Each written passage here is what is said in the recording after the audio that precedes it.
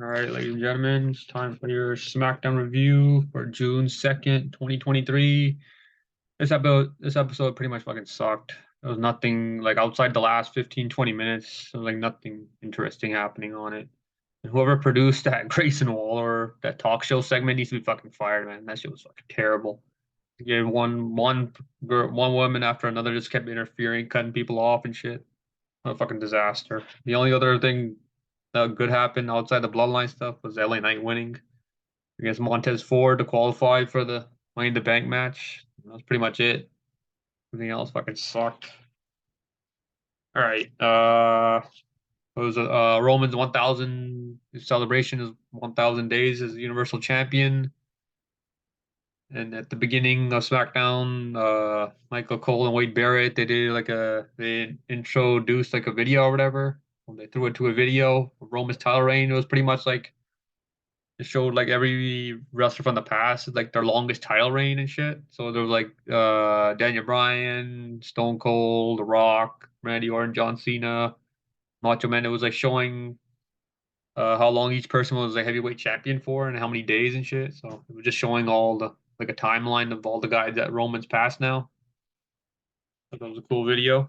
Um, all right, next up we got Austin Theory. He's in the ring. Says tonight is a special night. It's for Roman's 1,000 day celebration. If you combine Roman's 1,000 days with my U.S. title reign, that's about 1,200 days. And he's like, I might be U.S. champ for 1,000 days, 2,000 days, 3,000 days. Dude, you're not gonna be champion for like fucking. You might not even be champion 500 days, dude. You're gonna lose your fucking title. Ain't nobody gonna be champion for that 1,000 days ever again. Way too fucking long. And then we got a match. Austin Theory teams up with Pretty Deadly versus Brawling Brutes in a six-man tag. Butch hit a tornado DDT. James got the tag.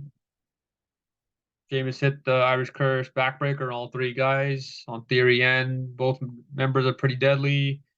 And then Brawling Brutes all hit White Noise on all three guys at the same time. Sheamus hit a clothesline, Austin Theory. Then he hit knee to the face of Theory. Shit.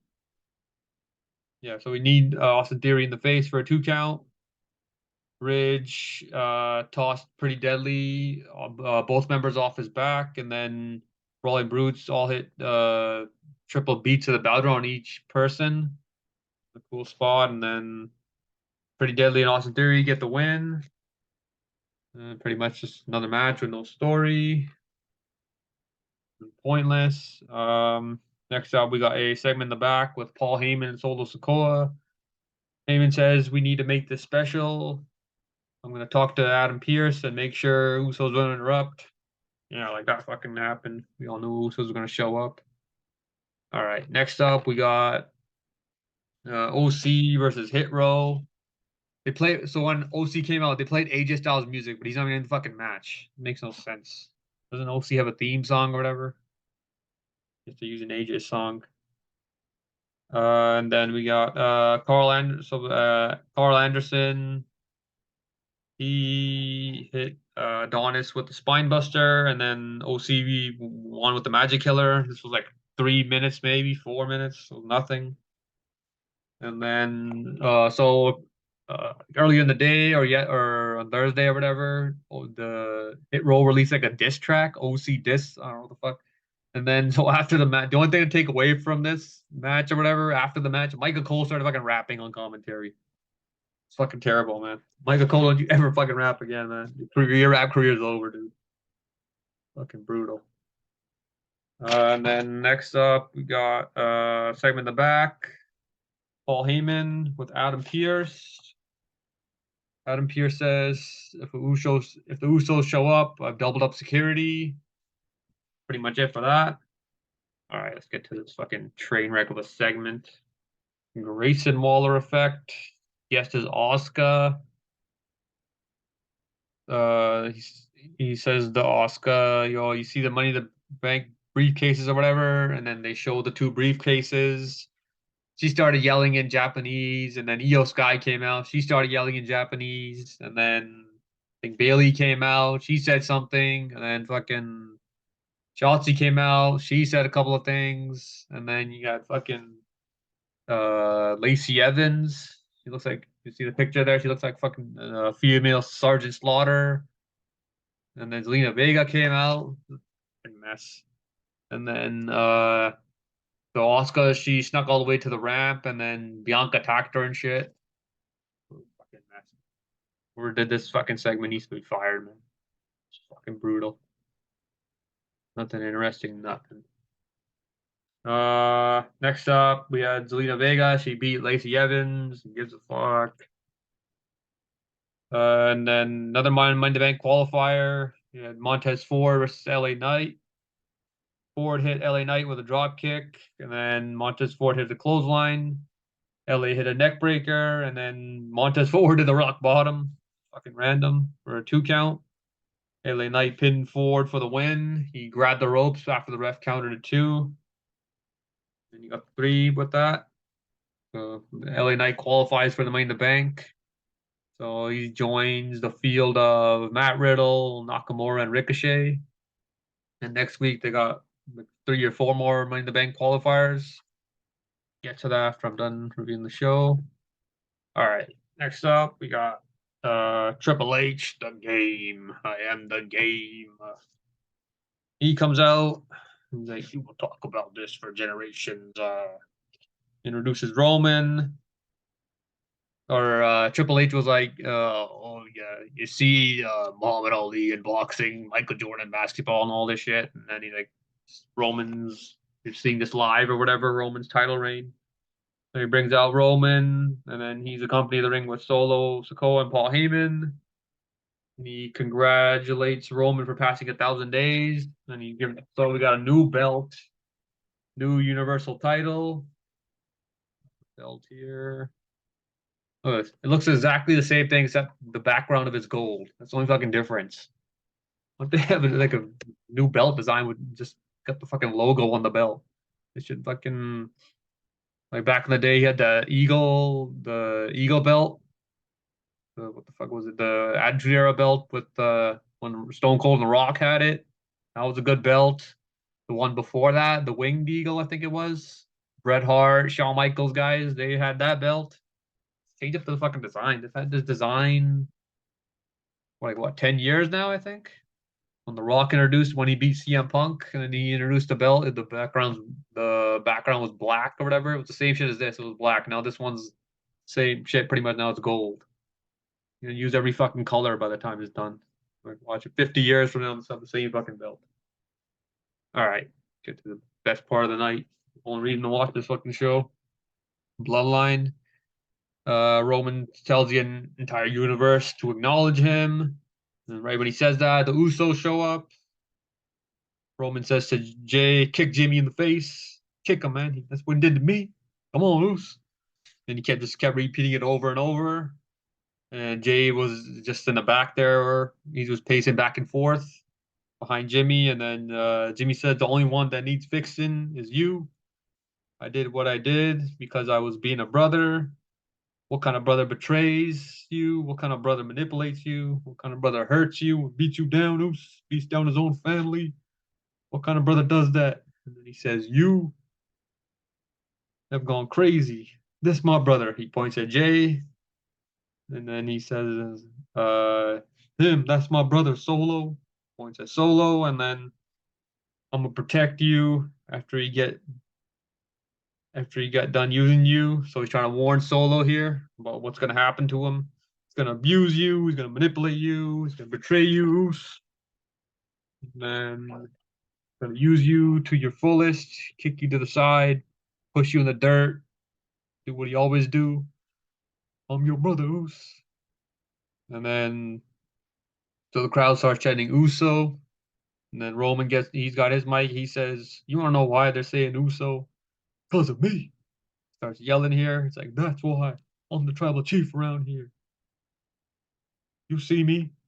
And then he points at the camera. He's like pointing to the viewer at home. This is hilarious.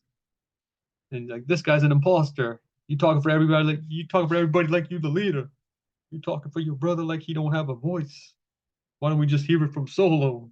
And he gives Then he says, "Why don't we just hear from Solo, who we loyal to, who we runs with around here?"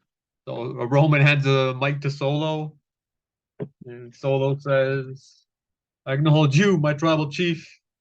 It was like a little bit of a delay before he said that, and then, "But these two right here, they're my brothers." He points at the Usos, and then Solo hands the mic back to Roman, and then he walks on the Uso side, and it looks like he's beside them, so he's pretty much side to side with them, and then he stands with them on their side, and then Roman and Paul Heyman are shocked and shit.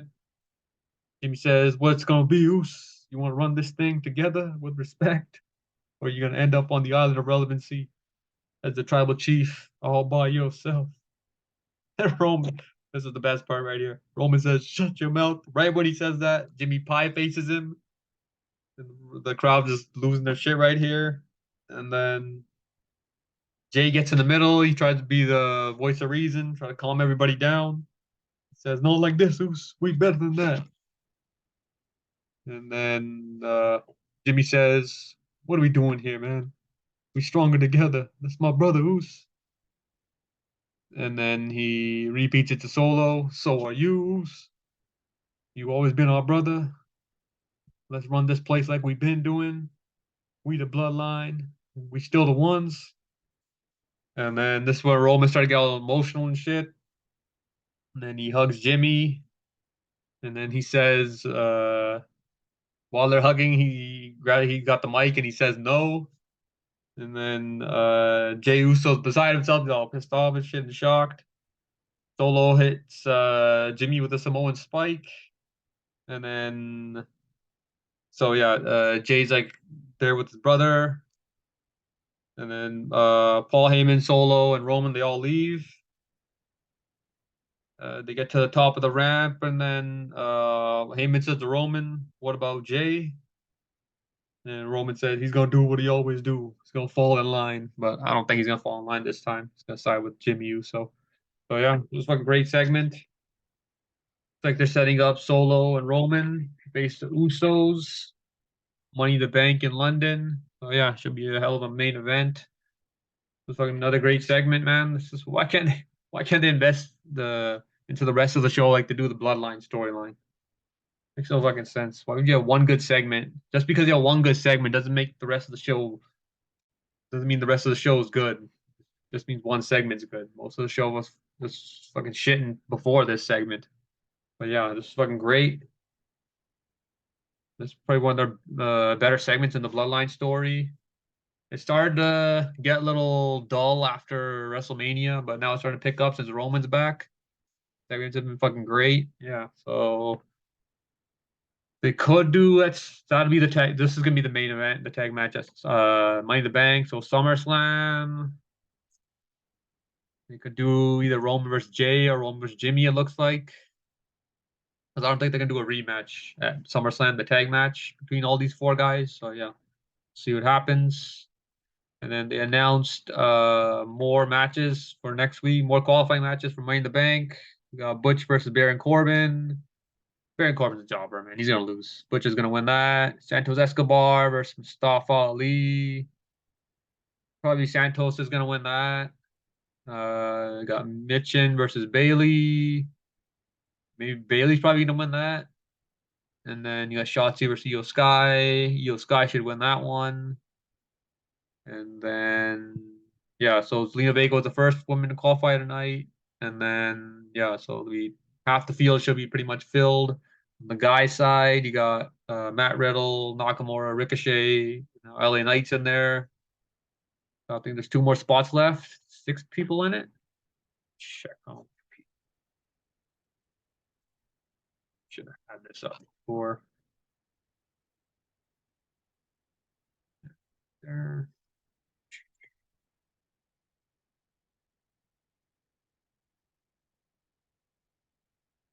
Yeah, so Ricochet, Nakamura, LA Knight, and then probably Escobar is gonna win next week, and Butch. So we got 2, 3, 4, yeah, 5, 6. That's it. 6 spots. So yeah, the whole field of people should be filled by next week.